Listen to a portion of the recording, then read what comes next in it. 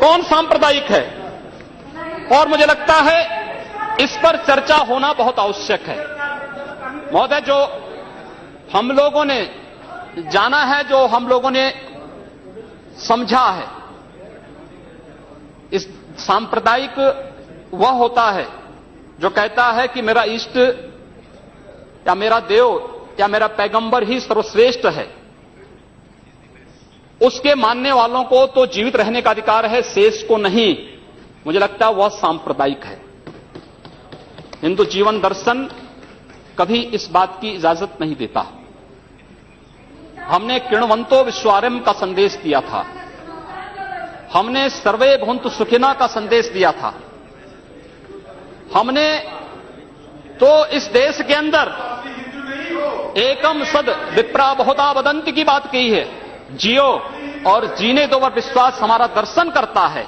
और दुनिया की कौन सा मजहब और कौन सा ऐसी कौम है जिसको विपरीत परिस्थितियों में हिंदू दर्शन ने अपने यहां शरण न दी हो, उसको फलने फूलने का अवसर न दिया हो? कौन सा ऐसा है दुनिया के अंदर?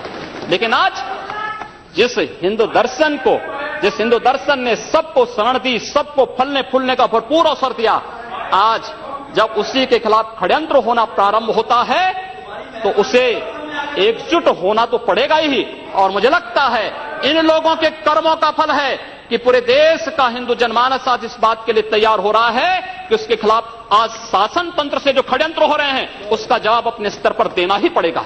और आज वही स्थिति सामने आई है। महोदय, मैं पूछना चाहता हूं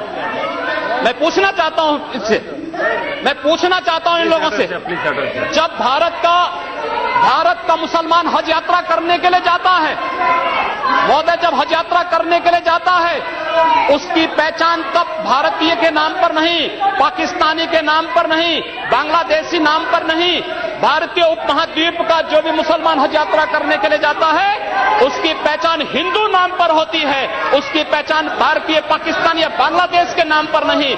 लेकिन अगर उसी हिंदू पहचान को हम इनके ऊपर यहां पर लागू करने का प्रयास करते हैं, इनको बुरा लगता है।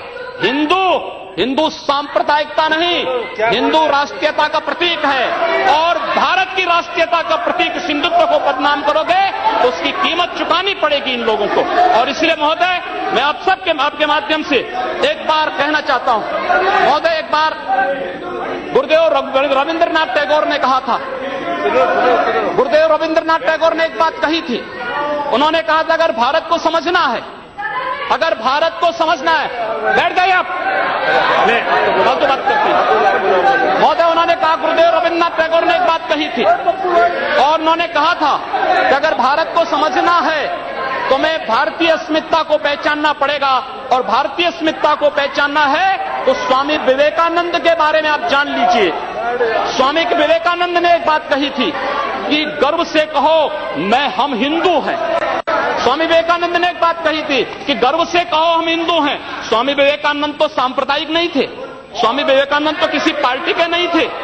स्वामी विवेकानंद ने तो भारत का प्रतिनिधित्व किया था पूरी दुनिया के अंदर। और दुनिया के अंदर जो हिंदू आज पूरे देश के अंदर, पूरी दुनिया के अंदर अपनी सहिष्णुता के लिए पहचाना जाता था, आज उस हिंदू के साथ किस प्रकार का व्यवहार किया जा रहा है, वह कश्मीर से विस्थापित होता है, उसे कश्मीर से निकाला जाता है।